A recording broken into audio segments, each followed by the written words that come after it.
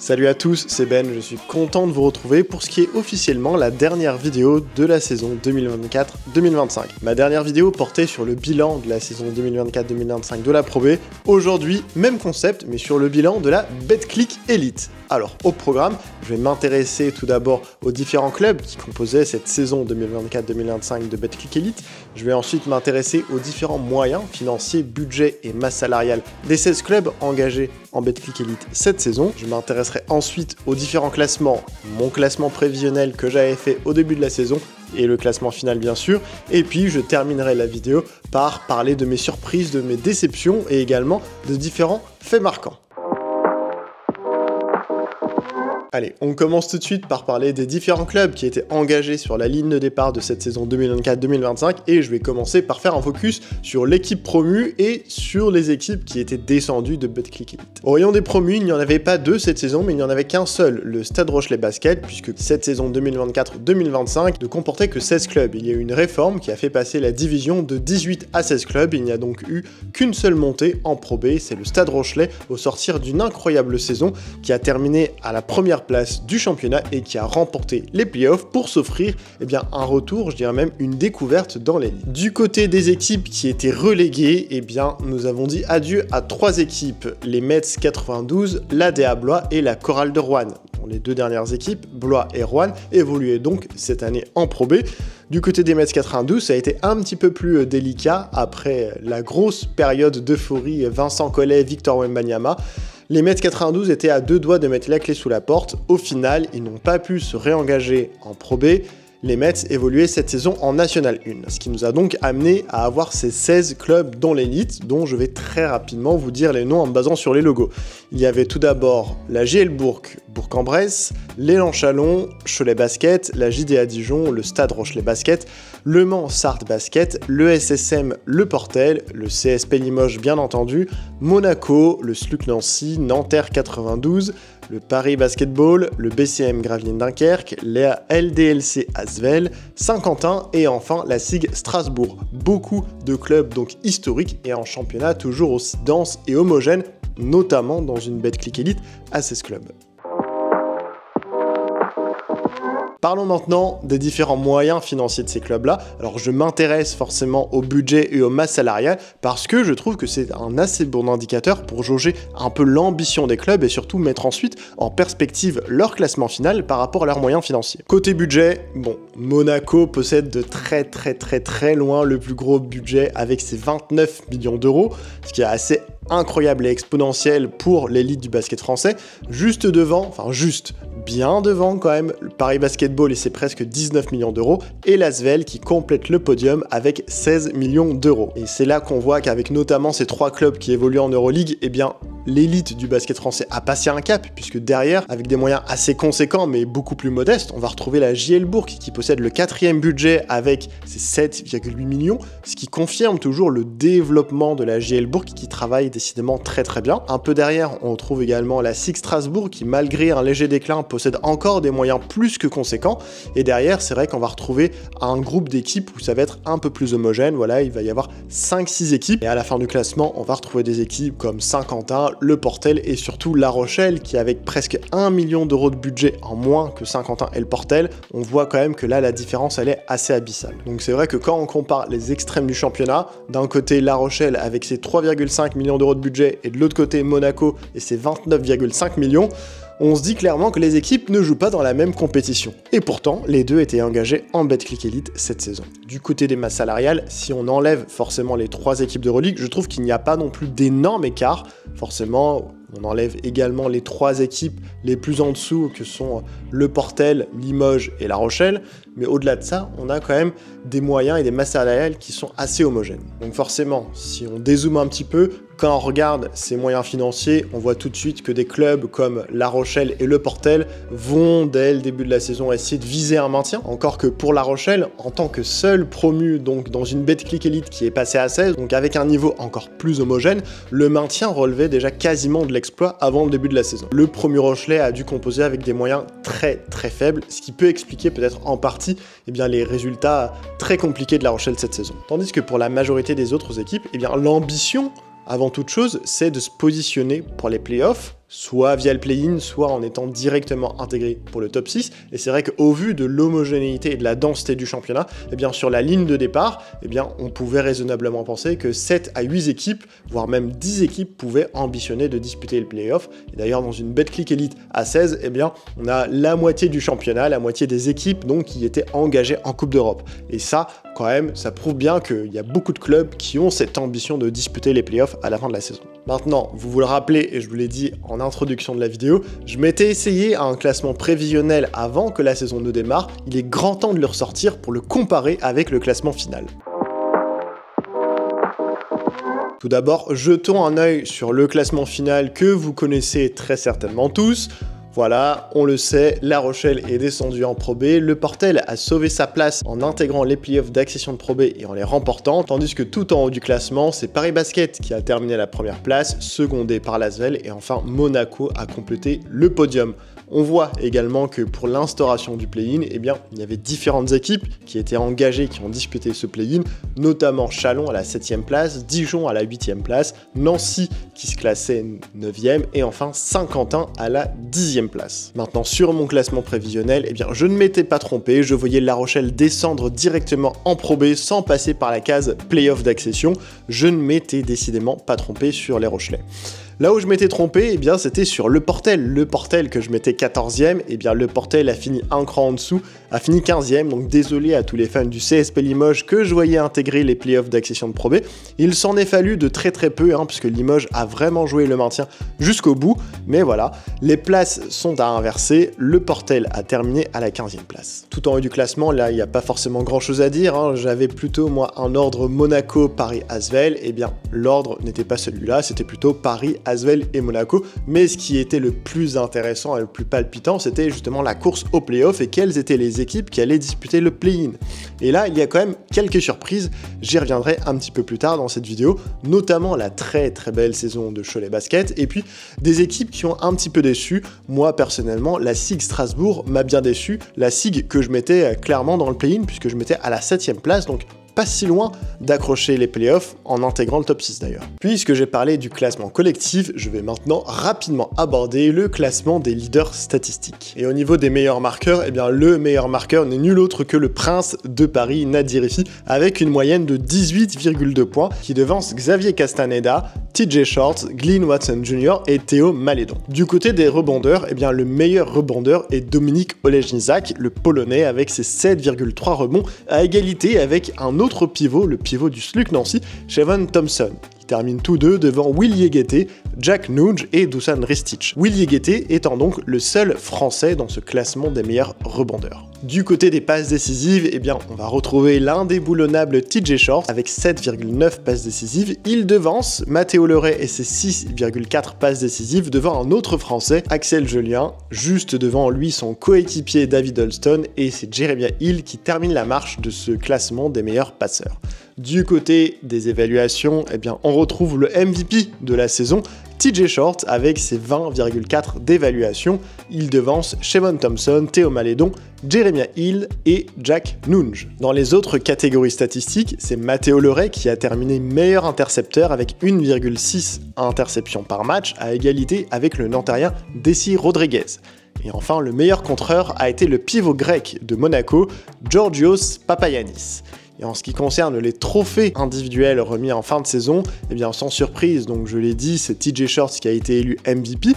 Clément Frisch a été récompensé de la meilleure progression de l'année, tandis que Noah Penda a été élu meilleur jeune de la saison. Et en ce qui concerne le trophée du coach de l'année, eh bien il a été remis à Fabrice Lefrançois, le coach du Cholet Basket. Bravo à tous ces joueurs et coachs de nous avoir régalé toute la saison. Maintenant, partie un petit peu plus analytique, avant que je parle des équipes qui m'ont surprise et celles qui m'ont déçu, je voulais remettre à l'honneur ce graphique fait par Ballmetrics pour faire ressortir la performance des équipes au filtre de leurs moyens financiers et notamment les masses salariales, bien évidemment les masses salariales en dessous de 2,5 millions d'euros, c'est-à-dire en excluant les équipes d'Euroleague. C'est à mon sens assez intéressant et très parlant puisque l'on peut faire des regroupements, ça permet de faire ressortir à la fois des équipes qui ont semblé sous-performer, d'autres qui ont surperformé et d'autres qui, au regard de leurs moyens financiers, sont dans la moyenne et ont optimisé, on va dire, leur masse salariale. Alors du côté des clubs qui ont plutôt sous-performé par rapport à leur masse salariale, j'ai fait ressortir quelques clubs et notamment La Rochelle et Strasbourg pour des raisons totalement diverses. Je serai amené à en parler peut-être très prochainement dans cette vidéo. Du côté cette fois des clubs qui ont surperformé, là aussi je serai amené à en parler, mais je trouve que forcément quand on regarde le classement final de Cholet et du Mans, qui ont réussi de très belles saisons, on peut parler d'équipes qui ont surperformé, même si le Mans a des moyens financiers assez conséquents. Et j'y ai même mis l'Élan Chalon, globalement, qui là aussi, à l'instar du Mans, possède des moyens financiers très bon. C'est vrai qu'au regard de la dynamique et de là d'où partait Chalon cette saison, j'ai envie de dire que Chalon a su surperformer, mais ça c'est bien évidemment lié au contexte de la saison. C'est d'ailleurs pour ça qu'au final, je les ai classés dans la catégorie des équipes qui ont optimisé, on va dire, leurs moyens financiers. Catégorie dans laquelle j'ai également rangé le SQBB Saint-Quentin, car oui, il ne faut pas oublier que si le travail effectué depuis plusieurs saisons par Julien Maé a été exceptionnel et que on s'attendait peut-être pour certains, notamment chez les supporters picards, à une meilleure saison de Saint-Quentin.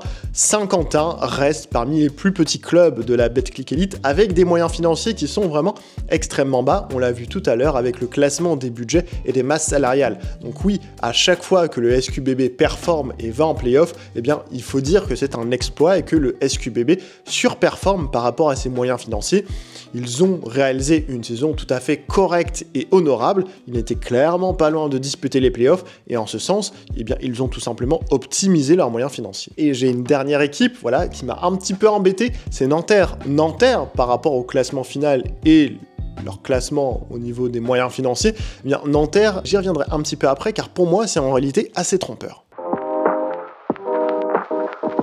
Le moment est venu pour vous dévoiler quelles sont les équipes qui m'ont déçu et celles qui m'ont agréablement surprise. Alors je vais commencer à parler des équipes qui m'ont déçu et à la 3e place donc de ce podium, je vais parler, et ça va peut-être en surprendre quelques-uns, mais de La Rochelle. Alors oui, il y a clairement des circonstances atténuantes et j'y reviendrai pour parler de la saison de La Rochelle, mais pour suivre très assidûment la Pro B et la Betclic Elite, je savais globalement à quoi m'attendre. D'ailleurs, vous l'avez vu lors de mon classement prévisionnel, je m'attendais à ce que La Rochelle descende en Pro B et termine dernier du championnat. Les moyens étaient faibles, très faibles, les moyens financiers j'entends, certes, mais je suis quand même assez déçu. Je m'attendais à une équipe globalement un peu plus compétitive. 4 victoires en 30 matchs, ça fait quand même pas beaucoup. Et clairement, l'apprentissage du haut niveau a été très difficile pour les Rochelais. L'un des points qui a vraiment été problématique, et c'est peut-être d'ailleurs le point majuscule et majeur, effectivement, dans ce qui m'a déçu dans la saison des Rochelais, c'est le rendement catastrophique, ou pas loin, en tout cas, des joueurs étrangers. Vous me direz, faute de moyens, certes, il a fallu faire du scouting qui majoritairement a été, perdant, j'ai envie de dire, pour le staff rochelais malheureusement. Et pourtant, sur le papier, il y avait des recrues qui semblaient assez intéressantes. Et notamment, je pense à la signature de l'international polonais Jakub Niziol, qui arrivait avec quelques références au niveau européen. Clifton Moore également semblait une recrue assez intéressante sur le papier, avec lui aussi des références et des distinctions, notamment défensives. Et à côté de ça, il y a eu quelques paris, notamment 2 joueurs sur les lignes arrières, Sam Sessoms, qui provenait d'une ligue mineur, le Kosovo, et Allen Flanagan, un rookie qui provenait du championnat NCAA. À côté de ça, il y a eu un autre joueur qui était censé ne pas être un pari sur les joueurs étrangers, c'est Ryan Hawkins, qui évoluait quand même dans une ligue référencée en première division italienne, joueur le plus cher également de l'effectif, et comment ne pas être déçu au final de la saison de Ryan Hawkins qui il me semble qu'il n'a pas semblé avoir les qualités athlétiques adéquates en fait pour bien s'adapter à la division. Aucune de ces recrues étrangères n'a apporté satisfaction, et c'est vrai que d'ailleurs sur le recrutement initial, seuls Ryan Hawkins et Clifton Moore ont terminé la saison, alors même que Ryan Hawkins a quand même été sur la sellette un bon paquet de la saison. Donc pour un promu qui est obligé de miser sur le recrutement de ces joueurs étrangers, on va dire, pour se mettre au niveau de la division, quand les joueurs étrangers ne sont pas au niveau, eh bien ça donne une saison très compliqué, et ça a été le cas malheureusement pour La Rochelle. Donc le scouting a été perdant, il y a eu des bonnes idées, mais malheureusement ça n'a pas fonctionné, et donc oui, ça a été assez décevant au niveau du rendement des recrues étrangères, et d'ailleurs, les meilleurs joueurs de la saison, c'était tout simplement les joueurs français et les joueurs qui évoluaient en Pro B la saison dernière. Gaëtan Clerc, Lucas Ergotte, Mathéo Leray et Djibril Bello, le seul étranger qui a réellement apporté satisfaction et qui était déjà au club la saison dernière. Autre point, là aussi très fortement lié forcément à la problématique du recrutement, c'est le manque de moyens financiers. On savait que La Rochelle allait avoir des moyens financiers très faibles. La Rochelle ne figurait pas d'ailleurs l'année dernière en Pro B dans le top 5 des budgets et de masse salariale en Pro B. Il était difficile de penser que La Rochelle allait pouvoir rivaliser même avec les clubs les plus pauvres de la division.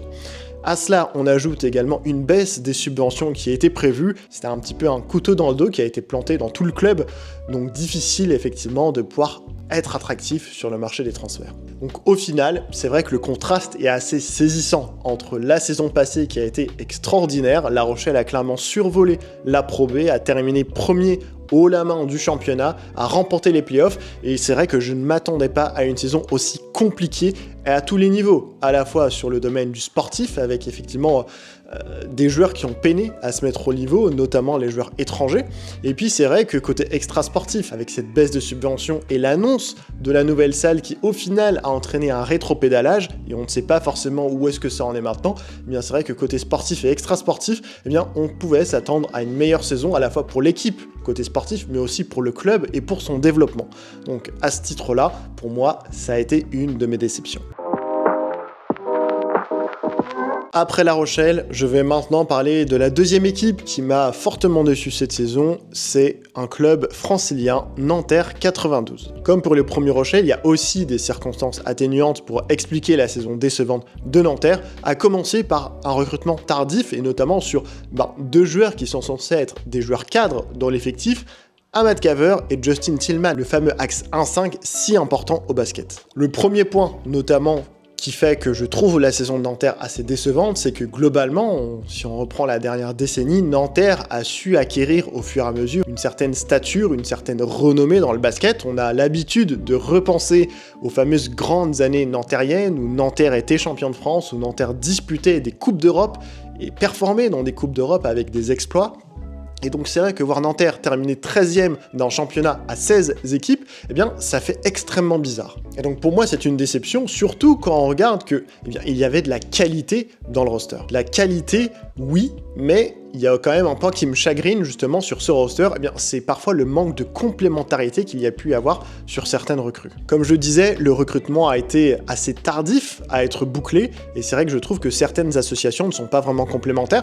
Les deux derniers arrivés, par exemple, Ahmad Caver et Justin Tillman, recrutés à la main pour Ahmad Caver et recrutés au poste de pivot pour Justin Tillman, c'est vrai que Ahmad Caver, dans son profil, ce n'est pas véritablement un poste 1, et Tillman a plus le jeu d'un ailier fort que d'un pivot.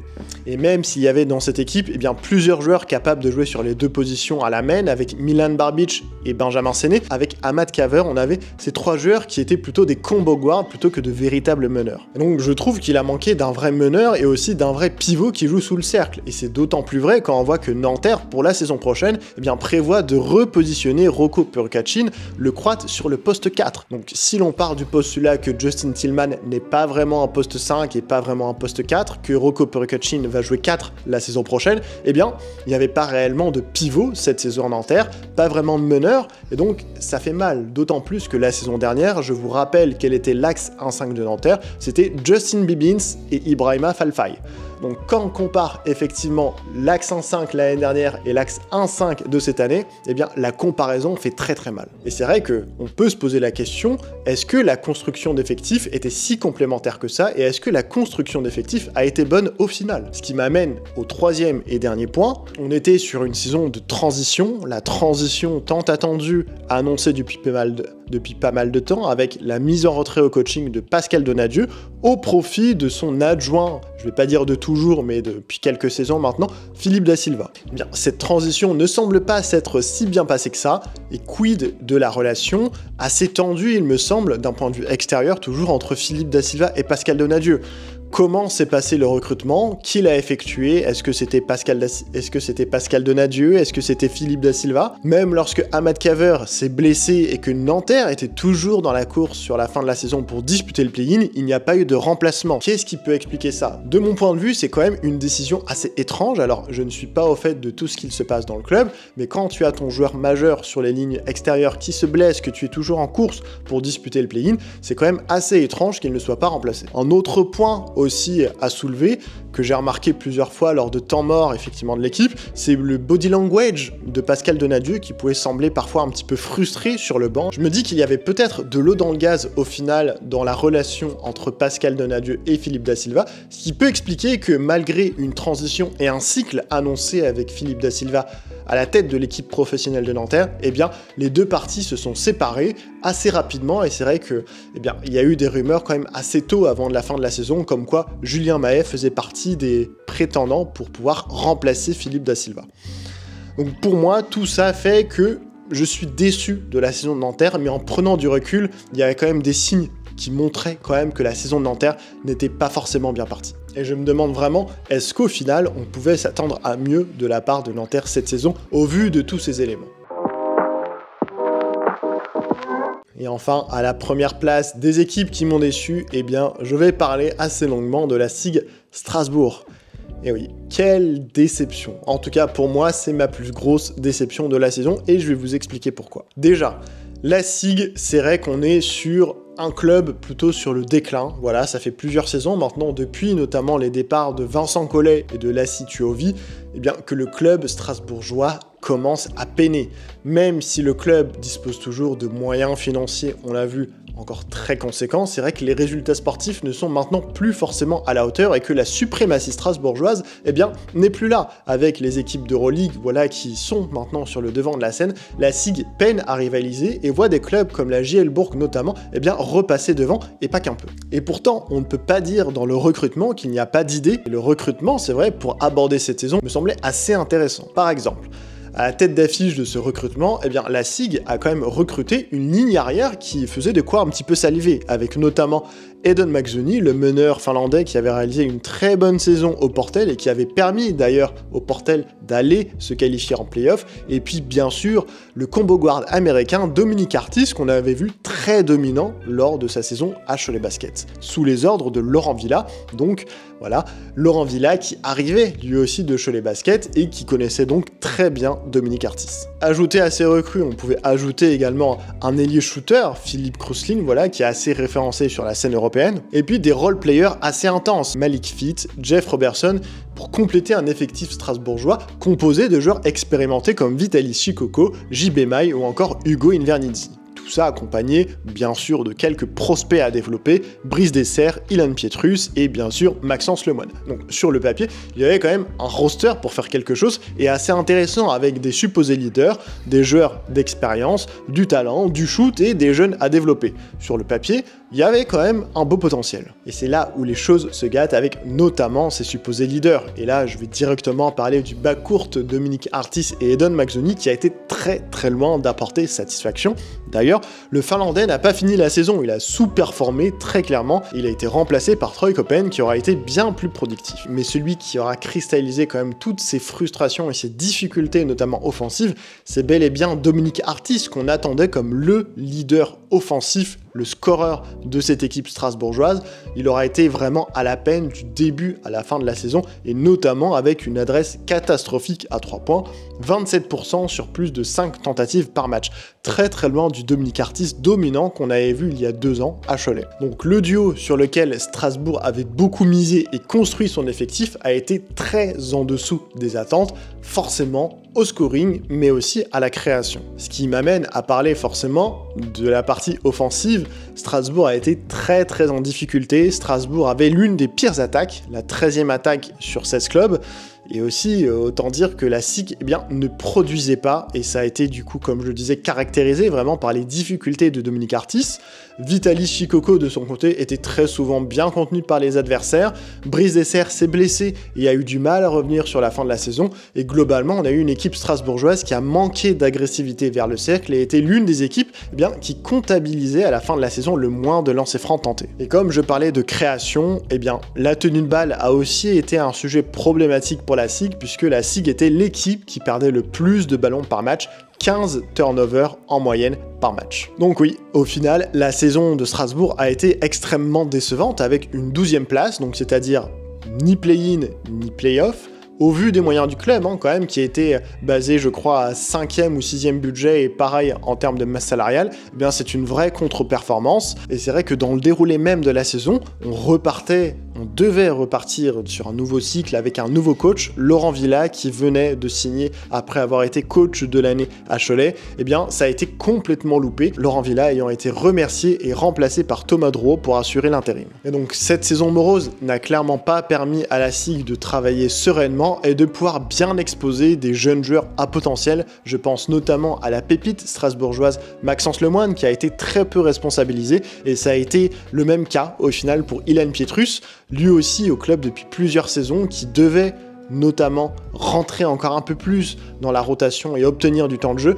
Avec les difficultés de la SIG tout au long de la saison, ça n'a pas vraiment été le cas. Ce qui est dommage, surtout quand on voit au final les prestations bien décevantes de Dominic Artis. Donc oui, Strasbourg, pour moi, l'équipe la plus décevante de la saison. N'hésitez pas à me dire si la SIG vous a déçu, et vous, quelle est l'équipe qui vous a le plus déçu cette saison?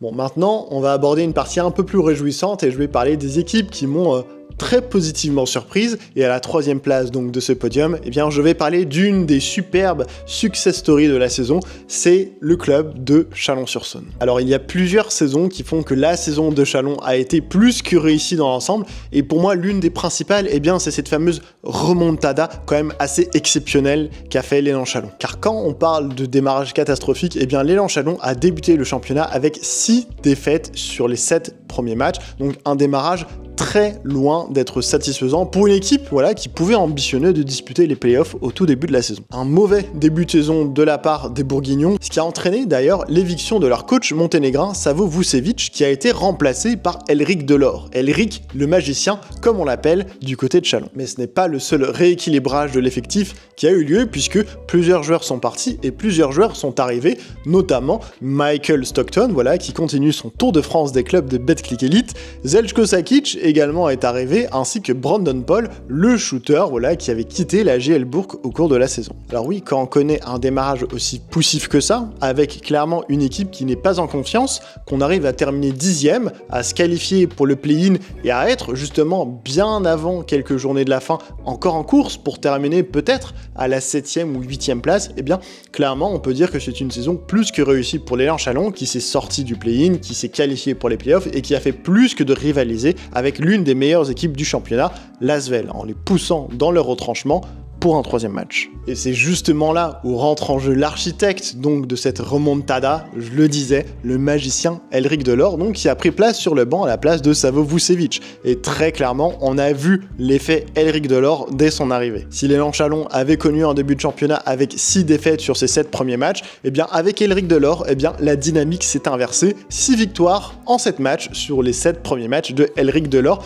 Il a su redonner confiance et un nouveau souffle à toute une équipe qui était très clairement en perdition, et ça s'est notamment vu, cette transformation totale sur le leader de l'élan Chalon, Jeremiah Hill, qui a été tout simplement magistral et qui a connu une dynamique exceptionnelle au point de figurer parmi les meilleurs meneurs de la division. Donc si je récapitule, une dynamique vraiment incroyable pour l'élan Chalon, un jeu offensif pratiqué qui était tout simplement flamboyant, avec énormément de spacing offert d'ailleurs par la qualité de shoot, notamment des intérieurs de l'élan Chalon, je pense notamment à Zeljko Sakic et Dusan Ristic, 2 big man, notamment pour Dusan Ristic, capables de s'écarter et tirer avec fiabilité. Et si l'on ajoute à ça que Chalon était quasiment imprenable à domicile au Colisée, avec plusieurs fois la barre des 100 points atteinte à domicile, et une série de matchs, je crois, où il y a eu 2 ou 3 matchs de suite au Colisée, où l'élan L'élan Chalon a passé 30 points à leurs adversaires, et notamment à Cholet Basket, l'une des superbes équipes de cette saison. Eh bien, ça montre un petit peu la confiance de l'élan Chalon, et surtout la dynamique et le niveau de jeu qu'a pu atteindre l'élan Chalon cette saison. Et quand on compare du coup avec le début de la saison, eh bien c'est tout simplement impensable. On a clairement eu deux équipes, l'équipe de Savo Vucevic et l'équipe de Elric Delors, et pourtant la base de joueurs est la même. Donc bravo Elric Delors, bravo à tous les joueurs chalonnais qui ont su retrouver du dynamisme, de la confiance, et ça nous a offert vraiment l'une des plus belles équipes de la saison, et surtout un incroyable storytelling, et j'ai déjà très hâte de revoir cette équipe-là la saison prochaine, qui a réussi à conserver Jeremiah Hill, et ils n'ont pas eu besoin de vendre la cathédrale de Chalon pour le faire. Maintenant, à la deuxième place des équipes qui m'ont positivement surprise, et croyez-moi, j'ai longuement hésité avant de les mettre à la première place, eh bien je vais parler tout simplement de cette équipe. Et oui, le MSB, le Mans Sarthe Basket. Franchement, le MSB a sorti une saison quasi parfaite avec une montée en puissance collective qui aura été impressionnante tout au long de la saison, avec des pics de performance au meilleur des moments, très clairement, et des joueurs qui ont produit, pour certains, leur meilleur basket dans le système de Guillaume Wizade. Donc, ce qui est remarquable, c'est que le MSB a su performer sur toutes les compétitions dans lesquelles le club était engagé, en se qualifiant directement pour les playoffs grâce à sa 6e place en championnat, en étant finaliste de la Coupe de France et en remportant la Leaders Cup, dans des conditions que l'on sait héroïques.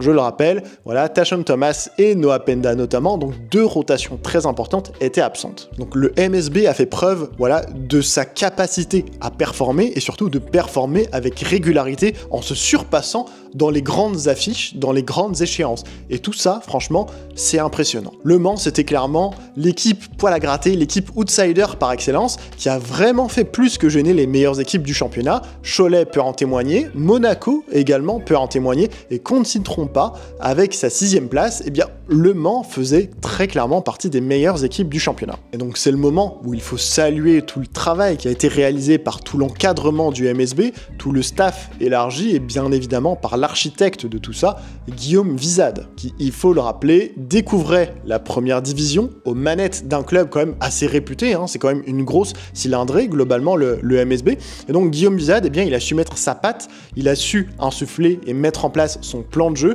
il a fait adhérer tous les joueurs. On a vraiment vu une identité de jeu qui a été forte, qui s'appuyait sur des préceptes de jeu bien définis, et surtout sur les capacités et les caractéristiques des joueurs, et ça c'est important à souligner. Il y avait d'un côté le moule dans lequel Guillaume Wizade a essayé de faire entrer ses joueurs, mais il a su s'adapter et bien évidemment mettre en évidence les caractéristiques et les qualités de ses joueurs. Et donc ça, c'est très fort. Ce qui est aussi très fort, c'est que pour une saison qui à la base était une saison de transition avec beaucoup de changements, à la fois sur le banc mais aussi au niveau de l'effectif, d'avoir d'une part obtenu ces résultats et surtout d'avoir construit des fondations aussi solides et prometteuses pour l'avenir, ça c'est vraiment quelque chose de très prometteur pour le MSB.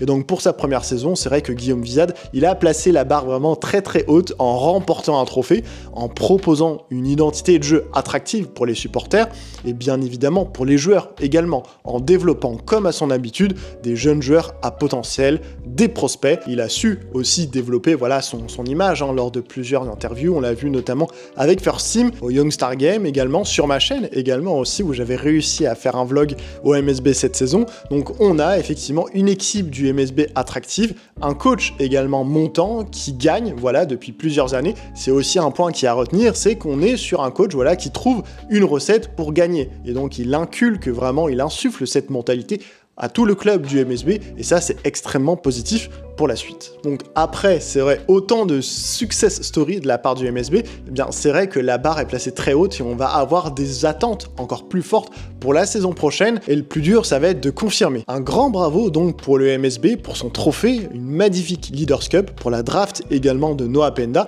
et puis aussi pour avoir été très bon dans cette capacité à performer et à rivaliser avec les meilleures équipes du championnat. Ça annonce beaucoup de bien pour la suite.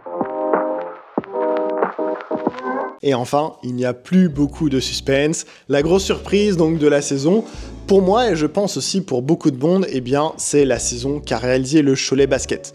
Donc je l'ai dit, j'ai longuement hésité à mettre le MSB à la première place. J'avais aussi cette petite voix là dans mon oreille qui me soufflait que le MSB avait remporté ses 3 confrontations cette saison face à Cholet, mais pour deux équipes voilà, qu'on n'attendait peut-être pas aussi haut. Je pense que personne, moi y compris, n'attendait Cholet aussi haut cette saison et notamment pouvoir truster le podium du championnat aussi longtemps dans un championnat où il y a quand même 3 équipes d'Euroleague et 3 équipes compétitives d'Euroleague. Et ça, c'est vrai que c'est un point qui a été très surprenant. Positivement, bien sûr, c'est la longévité qui a fait preuve Cholet Basket en étant dans le top 3 très longtemps toute cette saison. Et d'ailleurs, à 8 journées de la fin, eh bien, Cholet était encore le leader du championnat et Cholet était bien sûr leader à la mi-saison.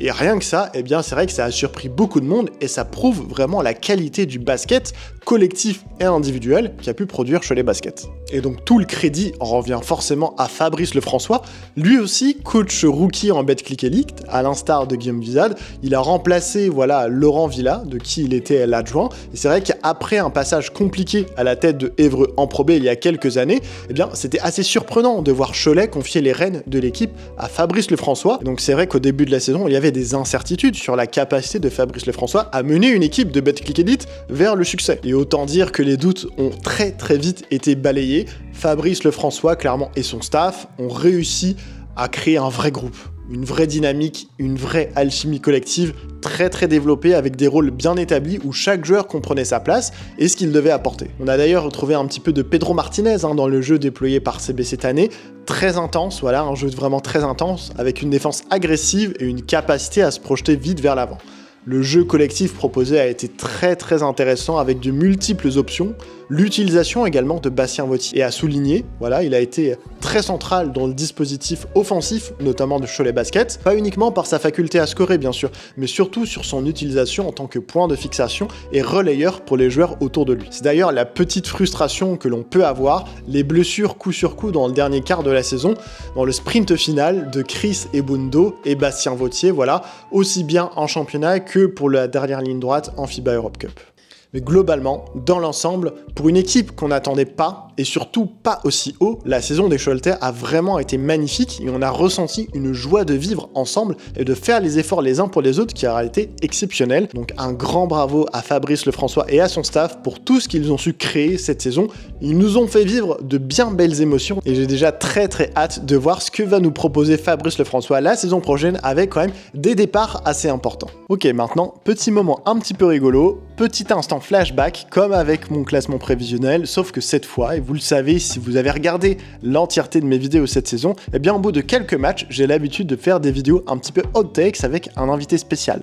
Et cet invité spécial pour cette saison, eh bien c'était Max Leliard, le commentateur de Betclic Elite sur DAZN. Alors le concept des hot takes, c'est assez simple, c'est qu'au bout de 6 à 8 matchs, on se projette, on essaye de se projeter en tout cas sur l'avenir et de dire ce qu'il va se passer dans quelques temps d'ici la fin de la saison. On s'est donc prêté au jeu des conclusions hâtives qu'il est grand temps de ressortir pour votre plus grand bonheur. Et donc pour sa première conclusion hâtive, eh bien Max avait visé juste, et plutôt très juste, puisqu'il avait dit que Monaco ne remportera pas le titre de champion de France et explosera à la fin de l'année. Alors c'est très intéressant, d'une part d'un point de vue très factuel, Monaco donc n'a pas remporté le titre de champion de France, c'est vrai, et surtout, eh bien Monaco a quand même connu une fin de saison assez tumultueuse et compliquée, avec notamment l'épisode avec la suspension de Mike James, donc qui n'a pas disputé l'intégralité des playoffs. Voilà, il y a eu cette embrouille, on le sait, entre le board monégasque et Mike James. Voilà, donc on peut dire que dans un sens, eh bien, l'équipe de Monaco a un petit peu explosé à la fin de la saison. De mon côté, ma première hot takes, et là, pour le coup, je m'étais complètement planté, c'est que je pensais que, eh bien, soit Laurent Leniam, soit Marquis McDuffie, eh bien, ne finiraient pas la saison du côté de Dijon. Franchement, à un moment, j'ai bien cru que soit Laurent Leniam, soit Marquis McDuffie ne finiraient pas la saison. Il y a eu quand même une dynamique à un moment assez compliqué, voilà, pour les Dijonnais qui ont réalisé un début de saison assez décevant, et puis petit à petit les Dijonnais ont réussi à retrouver un petit peu le sourire et de meilleurs résultats. Et c'est vrai que Marquis McDuffie n'a pas livré sa meilleure saison, surtout quand on compare avec son premier passage du côté de Dijon. Je m'attendais à ce qu'à un moment, eh bien, il soit l'un des fusibles pour rééquilibrer un petit peu cette équipe de Dijon. Pour sa deuxième hot takes, eh bien, Max nous avait dit que Nanterre allait descendre à l'issue de la saison. Saison quand même assez compliquée pour les Nanterre Nantériens qui étaient bien loin quand même de se qualifier pour les playoffs. Ils ont terminé 13e au final sur 16 avec quand même une marge d'avance assez conséquente, bien sûr, sur le Portel et surtout sur La Rochelle, mais ça montre bien quand même qu'on s'attendait à une saison assez difficile pour les Nantériens. Pour ma deuxième hot takes, eh bien j'avais vu juste là aussi, puisque j'avais dit que Fabrice Lefrançois serait élu coach de l'année. C'est vrai que le démarrage de Cholet Basket a été très bon, ils ont été assez tôt leaders et il n'y avait pas de raison que ça ne dure pas. Fabrice Lefrançois, coach de l'année, un très grand bravo à lui et pour moi pour avoir prédit l'avenir. Troisième conclusion hâtive de Max, il nous avait dit que Noah Penda figurerait parmi le 5 de la saison. Alors ce n'a pas été le cas, mais Noah Penda aura été élu meilleur jeune de la saison, et à mon sens, si Alpha Diallo n'était pas dans le 5 de la saison, eh bien, il y a fort à parier que peut-être que Noah Penda l'aurait été. En ce qui me concerne, et pour continuer à parler de distinction individuelle, eh bien, je pressentais que Nadir Hiffi allait remporter le titre de MVP de cette saison. Eh bien, j'avais raison, un Parisien a été élu MVP, mais malheureusement, ce n'a pas été Nadir Hiffi, ça a été TJ Shorts qui a réalisé le doublé. Nadir Hiffi, quant à lui, a été élu meilleur marqueur du championnat. Et avec le départ annoncé de TJ Shorts à l'Olympiakos la saison prochaine, eh bien peut-être que Nadir Hiffi sera le prochain favori pour être MVP la saison prochaine, qui sait. Ensuite, pour sa quatrième et dernière conclusion hâtive, eh bien Max nous avait dit que le CSP Limoges eh bien, disputerait les playoffs grâce au play-in. Alors ce n'a pas été le cas. Si Nicolas Lang aura été exceptionnel une majeure partie de la saison, eh bien c'est vrai que petit à petit, le CSP a glissé, s'est enlisé et a réalisé une saison assez compliquée. Donc non, pas de play-in pour le CSP Limoges qui s'est plutôt contenté de assurer son maintien assez tranquillement. Et en ce qui me concerne, voilà, là c'était une hot take un petit peu différente, et bien je disais que Nathan De Souza doit obligatoirement être appelé pour les prochaines fenêtres internationales en équipe de France. On aime ou on n'aime pas, on sait que le réservoir français est assez conséquent, notamment sur les lignes arrière, mais Nathan De Souza progresse à vitesse grand V, et je pense qu'il pourrait tout à fait faire l'affaire lors des fenêtres internationales. Bien sûr, si les joueurs d'Euroleague, notamment, eh bien, ne sont pas appelés lors des fenêtres internationales. Il y a des conclusions hâtives où on a été très bon et d'autres où on a été complètement à côté de la plaque. En tout cas, c'est un petit challenge qui est toujours très sympa à suivre. Et abordons enfin la dernière partie de cette vidéo qui elle aussi commence à être très longue, et pour commencer les faits marquants, je vais m'intéresser aux différents records individuels qui ont été battus cette saison. Donc logiquement, je vais m'intéresser au record de points qui a été établi cette saison. D'ailleurs, c'est le même joueur qui a réalisé le record de points et d'évaluation. C'est notamment lors d'un match qui aurait été incroyable, qui s'est soldé par une triple prolongation. Le joueur en question, c'est Glynn Watson Jr., le meneur américain du BCM Gravelines, qui aura tout tenté pour essayer de donner la victoire à son équipe.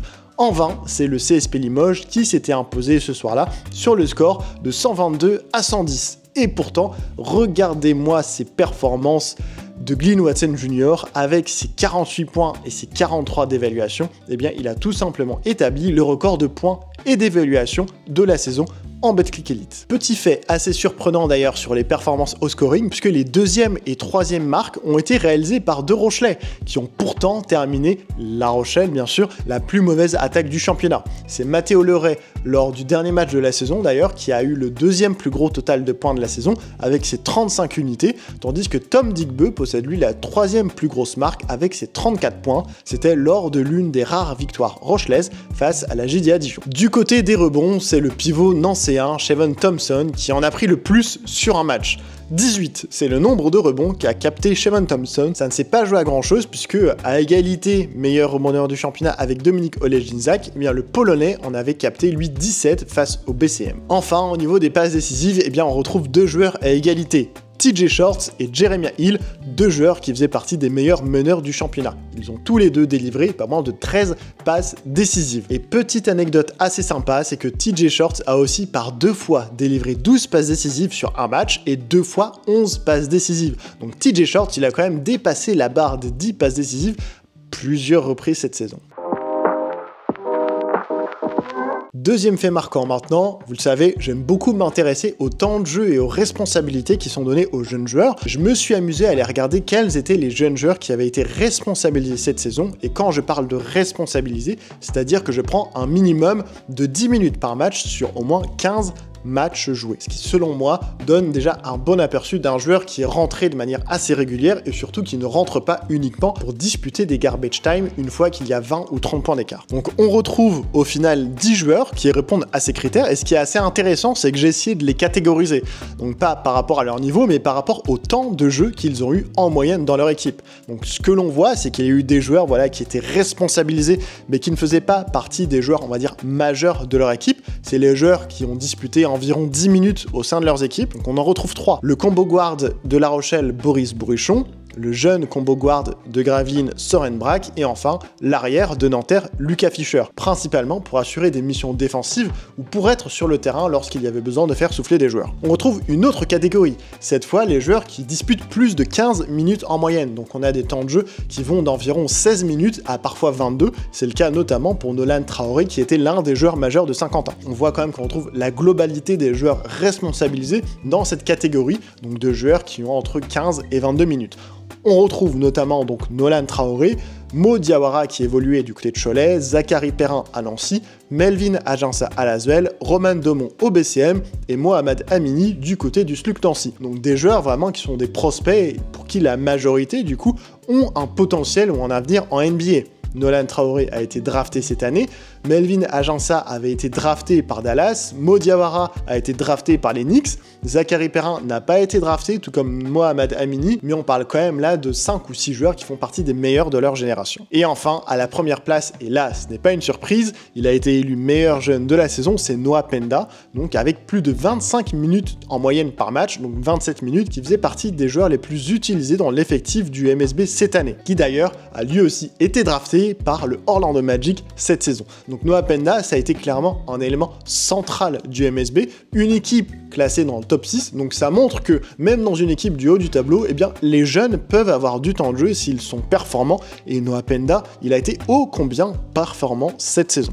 Donc ça c'est très intéressant, et ça montre aussi qu'avec de plus en plus de coachs et de clubs qui font confiance à des jeunes, on peut avoir des jeunes joueurs qui performent et qui ont du temps de jeu en Betclic Elite. Et ça, c'est très intéressant.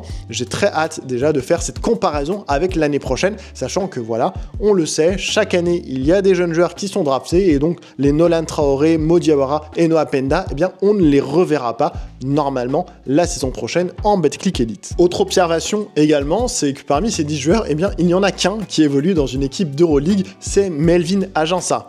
Voilà, donc là aussi c'est assez intéressant. On voit effectivement qu'en fonction du statut des clubs, il va y avoir des clubs forcément qui vont avoir un peu plus de mal à confier des responsabilités à des jeunes joueurs, notamment les clubs d'Euroleague. Quand on pense à Monaco, c'est vrai que Monaco joue le titre sur chacune de ses compétitions. Alors oui, il y a quelques années, on aurait pu mettre Mathieu Strazel dans cette catégorie. Mathieu Strazel n'est pas en 2004, donc forcément, il ne rentre pas dans ce classement-là. Mais globalement, que ce soit du côté de Paris, que ce soit du côté de Lasvel ou même de Monaco, c'est quand même assez compliqué de mettre des jeunes joueurs sur le terrain car on a un impératif de résultat et c'est vrai que la concurrence fait rage. On est sur des rosters qui sont très longs, très profonds, avec beaucoup de joueurs et donc on fait jouer les meilleurs joueurs à l'instant T. Il y a assez peu de politique de développement. Lasvel s'y est essayé, mais malheureusement pour eux, ça n'a pas fonctionné. Enfin, le troisième et dernier fait marquant concerne la refonte du championnat avec cette nouvelle formule donc qui avait pour principale nouveauté l'instauration d'un play-in pour décider des 2 dernières équipes qui seraient qualifiées pour les playoffs et bien évidemment de l'intégration de l'avant-dernier aux playoffs d'accession de Pro B. Pour ceux que ça intéresse, j'en ai déjà longuement parlé dans ma vidéo bilan de la Pro B que je vous invite à aller regarder. Donc là, je vais surtout m'intéresser à ce nouveau format de play-in et surtout à ce que ça change dans une formule de championnat à 16 clubs. Donc dans cette nouvelle formule, les équipes qualifiées pour les playoffs sont donc le top 6, donc les équipes classées de la première à la 6e place, et puis il y a l'instauration d'un play-in, donc une sorte de mini-tournoi pour décider quelles sont les 2 dernières équipes qui seront qualifiées pour les playoffs. Donc déjà, moi, il y a un point où je trouve qu'il y a relativement peu de suspense, c'est que les équipes qui sont classées à la 6e place et au-delà, donc les équipes 6 et les équipes qui sortent du play-in, vont affronter en quart de finale des playoffs les équipes d'Euroleague. Donc c'est vrai que depuis quelques années, on retrouve les équipes d'Euroleague qui s'affrontent en finale pour remporter le titre et que la fenêtre de tir devient extrêmement fine, voire même quasiment inexistante dorénavant pour un club autre que Paris, Monaco ou Lasvel pour remporter le titre. Et donc au final, si l'on parle du play-in, pourquoi pas? Ça nous rajoute quelques matchs avec un petit peu d'enjeu dans des équipes qui sont compétitives entre elles. Et donc pour ça, déjà, c'est un bon premier point. C'est un bon premier point, effectivement, pour le spectacle, pour les téléspectateurs, mais c'est vrai qu'après, tu gagnes les play-in, tu gagnes ta place pour aller aux playoffs, mais bon, tu vas taper Monaco, Lasvel ou Paris au premier tour et tu sais que tu vas sortir. Donc, on va dire que c'est un peu un ascenseur émotionnel. Au bout du compte, moi, mon avis, c'est que c'est un petit peu de la poudre aux yeux, car la finalité, on la connaît en termes de résultats sportifs.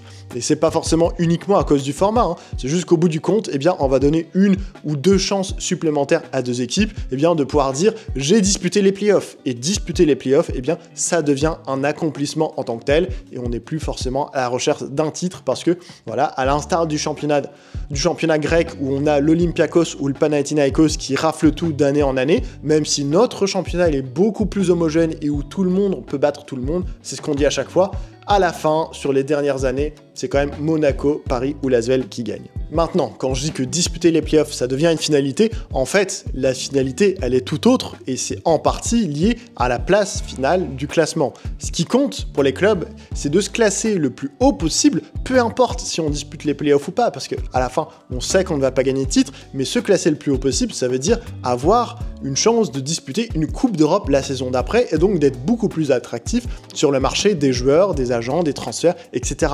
Et ça, c'est ce qui compte énormément pour développer un club, pour développer voilà, les relations avec les partenaires, pour augmenter ses capacités financières, au-delà de disputer les playoffs et de vivre des beaux matchs, des émotions, etc. Ce qui compte, c'est bien la qualification pour les places européennes. Et donc pour ça, c'est vrai que terminer dans le top 8, eh bien, c'est crucial. Et plus tu montes au classement, plus tu vas avoir une chance de disputer une Coupe d'Europe intéressante. Donc intéressante, c'est-à-dire disputer la BCL au lieu de la FIBA Europe Cup, par exemple. Donc au final, je vous avoue que moi, le format de play-in, eh bien, je m'en fiche un petit peu. Ce que je vais surtout regarder à l'approche de la fin de la saison, c'est justement l'ordre des équipes et lesquelles arrivent à se classer dans le top 8, pour savoir quelles équipes seront engagées en Coupe d'Europe la saison prochaine. Et plus tu passes de tours de play-off, eh bien, plus effectivement ça te permet, on va dire, de disputer des Coupes d'Europe intéressantes. Mais là, globalement, on le sait, hein, comme je le disais, en dehors du top 5, eh bien, voilà, on sait qu'en quart de finale, les 3 équipes d'Euroleague vont passer, et donc globalement, eh bien, on va tout simplement retrouver le top 5 qui sera qualifié en demi-finale. Et donc c'est bien le classement,